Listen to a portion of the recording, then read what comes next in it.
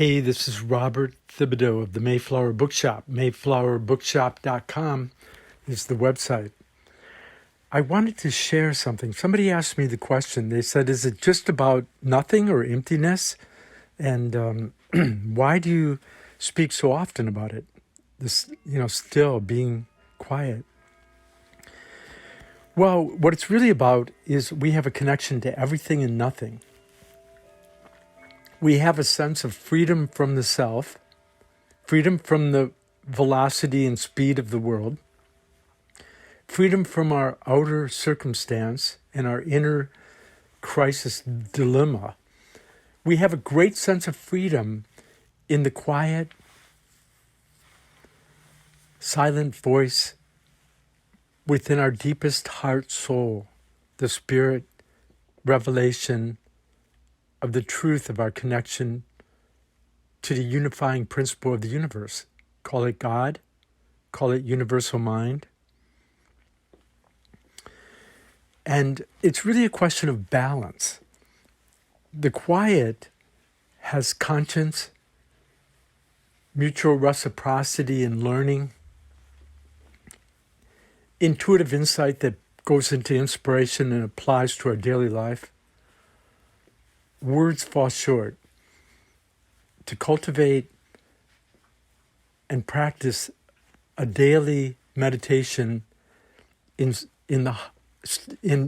quieting the mind to listen to the voice of the silence within oneself. This is a great gift to yourself that only you can give yourself. Nobody can help you be quiet to listen to your deep. But there's something more that has to happen. The quiet protects you. The silence distills your experience. It gives you the real opportunity for enlightenment this life. It gives you the real opportunity to fully incarnate your whole self. How many of us feel we're missing something? The rest of us isn't here. There's something more. Well, there'll always be something more because the earth is not at peace yet. The earth is not enlightened and creatively intelligent in making harmony with each heart, each other, with all life. But the idea that I'm trying to present now is that it's not just emptiness. It's like learning to have a spiritual lifestyle. How many people have we met that still owe money for college and they don't like their job? They feel they missed their calling. How many of us got to really know who we are? How many of us could discover who we are and what we want to do before we were 28, 35, 42, 52, 60, hike? Some people don't discover it until they're on their deathbed, who they really are and what they wish they would have done. So gaining a spiritual lifestyle that is rooted in radical stillness. The stillness digests your experience into wisdom. The stillness opens the door, pulls the weed, and opens the door in the ground to a greater future, a greater present, a presence in the present.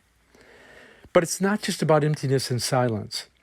It's about learning how to awaken in the morning and sit up straight with a big breath and listen to what the Spirit had to share during your sleep.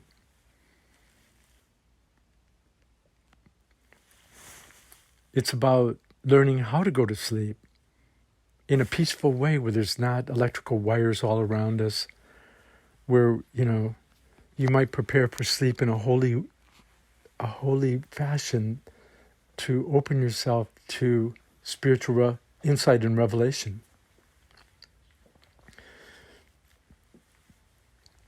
Theosophy and anthroposophy teach that when we sleep, our true ego and astral body or soul, our spirit and soul, leave our physical body, and our etheric, vital, pranic, energetic that keeps our body alive while we're sleeping, the spirit and soul, or the true ego and the astral body, leave the physical and etheric body and voyage into a higher realm. That's why to have, sacred space where you're sleeping. That's why meditating before you go to sleep and when you first wake up. So there's a lot to be said, and I don't have time in this little sharing, this wee little sharing I'm doing for you and with you, to go into every detail, but I wanted to mention a couple things. If you've never experimented with being vegetarian or fasting once a week or month, you might try, You don't have to become a vegetarian, but it will awaken a sensitivity that you may not have experienced.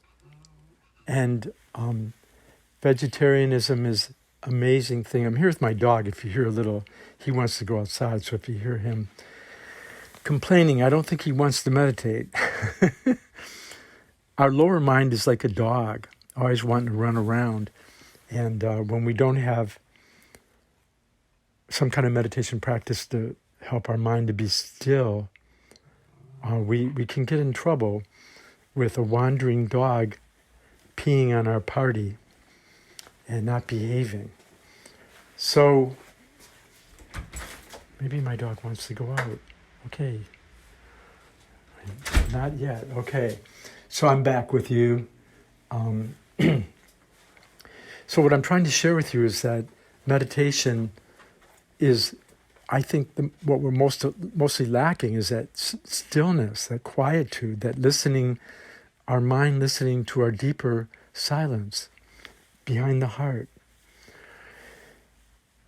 The breath weaves the heart and mind together. So the book Science of Breath and some of my other teachings talk about letting go of your breath and breathing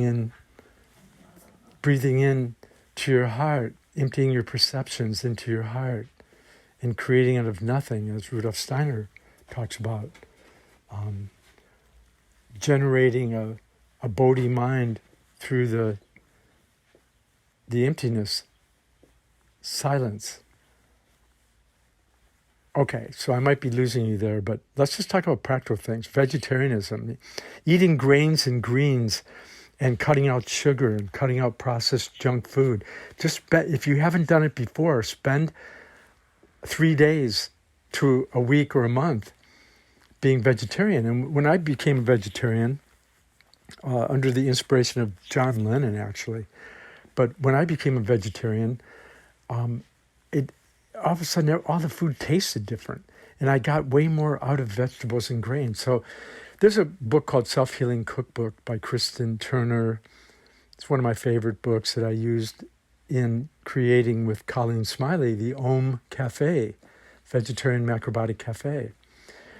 So learning to eat quality food, miso soup and seaweed, grains, and growing greens and vegetables in your own backyard, that's part of the new world we're trying to create for each other. Learning to wear clothes that are more natural or organic, less harmful to the environment and ourselves.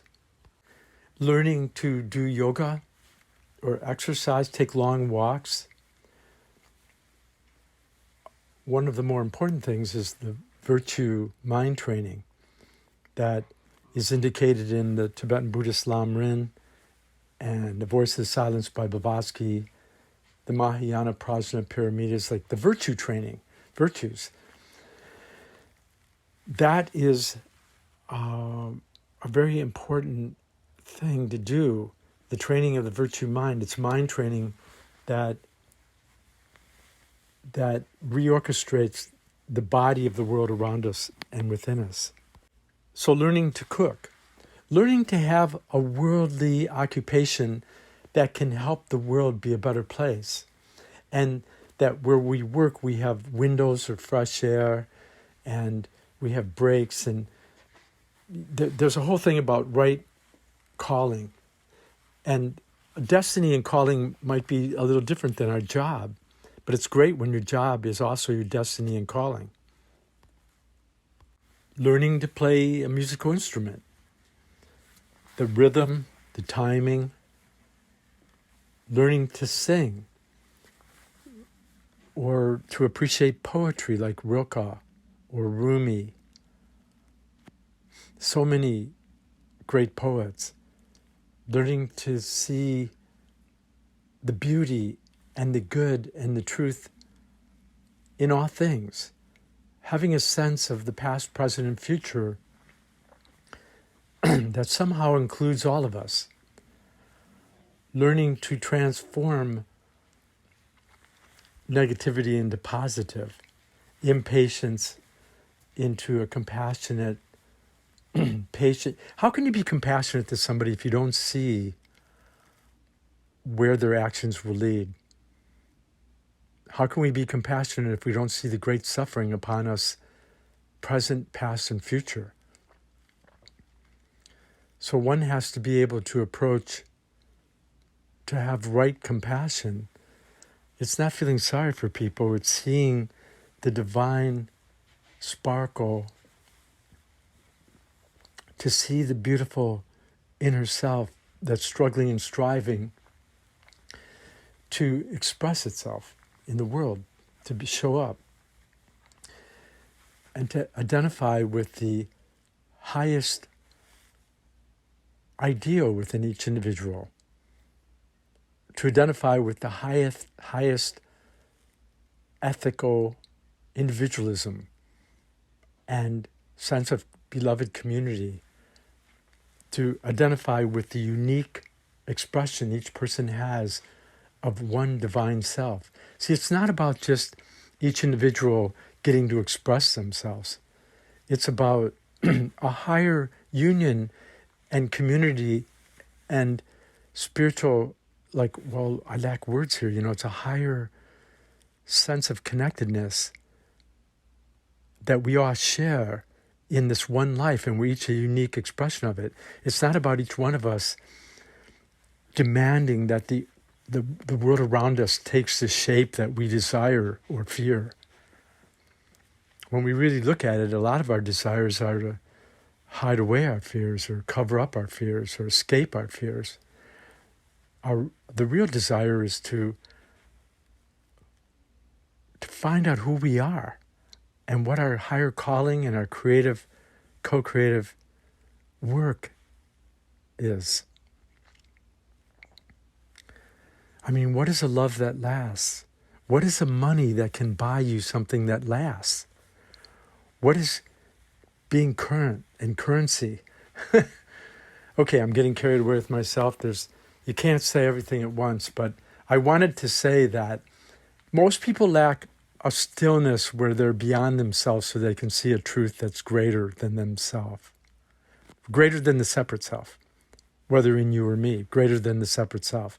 How can we find a truth in love that keep us all connected and yet give us freedom at the same time that we don't have a freedom that just wrecks things? This is the problem. So learning archaeology, learning minerals, learning how to garden and plant, biodynamic gardening, learning how to dance and sing and music, learning different languages and cultures and customs, learning different religions and how they all sought to have a greater sense of happiness and union and communion. Even in America, the Neoplatonic idealism of the transcendentalists of the early founding fathers and mothers of America, e pluribus unum, unity in diversity. How can we see the unity that's underlying all the unique, diverse expressions? How can we see all of the unique expressions of this world, whether mineral, plant, animal, or human, or angel? How can we see all the different expressions as moving toward a future where we can all live in peace and harmony and a greater sense of truth and love. This is what we need. And if you don't know how to do that, try to learn some training, get some kind of training and work learning that would be useful and helpful to this new world we're trying to create. Meditating ensures that we can digest our experience and we can continually readjust our alignment with our highest goal, our highest star, our highest ideal dream. This is what I wanted to share, is that we need to more fully participate with everything in the world, and that we have this nothingness, emptiness, void, shunyata, this silence that can keep us peaceful and in a greater sense of relatedness and harmony with everything in the world. So this, simply put, is that each one of us is a threefold person that's connected to everything, nothing, and we have a mind. Another easy way to put it is that the Great Mother is everything. The Great Mother, everything around you in the whole world mothers your experience. And without everything in the world, you'd be having a different experience. It gets gross and subtle. So the mother is, and the mother is the mater or matter of everything. The Hindu Prakriti. And the nothingness inside, the silence, the witness, the silent watcher, the door to what we might call God, or the Christos of the universal mind, the nous of Plato, the Mithras and Hermes, the Hermes and Athena, really, Artemis, Isis, Sophia. In some ways, the everything is the Great Mother, and the Sophia, the wisdom of everything, is the true Sophia. It's nothing to be worshipped, it's something to be co-creative with. It's something to learn with and from. There's a problem with idolatry. We need an exorcist that can, that was a joke. We need something that can help us awaken from false gods. And the false gods are when we're addicted to something and we worship something and we think we're going to be forever saved. And we end up some kind of forever chemical problem. How do we relate to everything? And how can we be free of everything through a silence? And when Jesus says, I go to the Father in silence, you might say that is or in stillness, or that's a great indication. And so for practical purposes, I'm just suggesting for a moment that we consider the silence and the nothingness and the emptiness practice and the calm abiding space equanimity is the Father principle from which all things come and go. And the Mother is all matters and the whole universe around us, past, present, and future, that's ever-changing, ever dying and getting born again. The anabolic and catabolic processes of Mother Nature. At every birth and death, the Great Mother, the Earth Mother's presence, the divine spiritual Sophia, for lack of better words, the Mother, spiritual Mother, is present at every birth and death. So we have the Great Mother, or Mater, or all matters of the universe and the world around us, and we have a stillness that keeps trying to present itself in the gap between thoughts and feelings and conscious awareness until we can be cognitively aware. So, to make it simple, the Great Mother and Father of everything and nothing is birthing our mind stream continuum that I like to refer to it as in my book, Astrological Aspects, the Art, and in my book, Hermetic Rosicrucian Grail, Thoreau. And in all my talks, I try to get this idea of the mind-stream continuum. The mind-stream continuum is everything, nothing in a mind. And I think that approaches the Christ experience, or the Buddhic experience, or the early Judaic, system of looking for the Messiah to be born out of spirit and matter, the Hindu Purusha Prakriti, the interlaced triangles of Solomon that they were found in the Great Pyramid. And these are ancient messages of the truth of the true nature of the self is the past, present, and future encompassed in the inner, outer, and the transcendental. So I'm talking just to give you a glimpse of something that's impossible to share. And in the old days, you couldn't share it. I mean, people didn't understand it well enough to share, or they weren't allowed to share it or something. But somehow all the good things of this world, whether they're inner truths and insights, or whether it's a spiritual, religious experience or insight, or whether it's like the best land and vegetables and food and air and water, somehow everything's become a business and money orientated rather than quality of experience and time and togetherness. And I don't really know what to do about it. I think that you have a lot of people that are claiming some pretty interesting insights and facts that are running for political office. You have a lot of that. And you have a lot of spiritual teachers and books that all claim that you can get happy and enlightened and rich. If you're not rich with this insight, how could you ever be rich with money and things?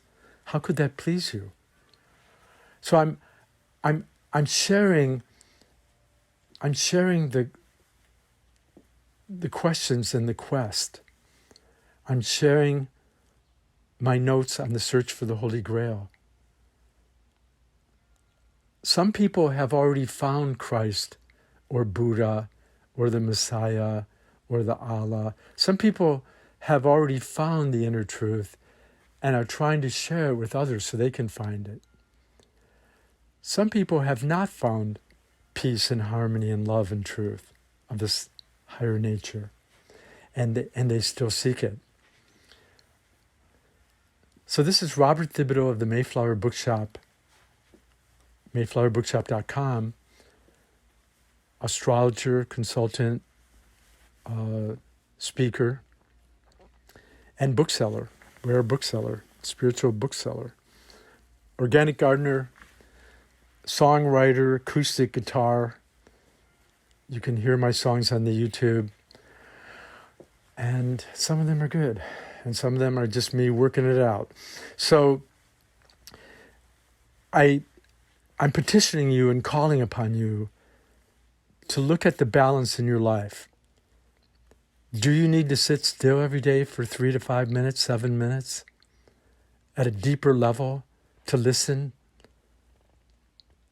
for lack of better words, to listen to what God's trying to tell you, or the world, or higher love and truth?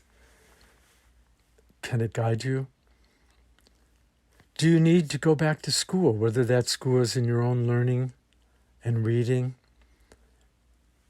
at work, the school of learning curve at work, or going to attend some kind of class so that you can learn how to cook and play music and garden and build a house or fix up a house, and how we can learn to have less pollution and recycle, and we can help the world to do it, and we can help all the nations to find peace and stop creating weapons of destruction.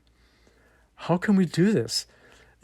If you really can convince me that we're not going to be able to do it and the whole world's going to end in this terrible way, then maybe I should just sing songs and write poems and entertain you. Maybe I should just entertain you.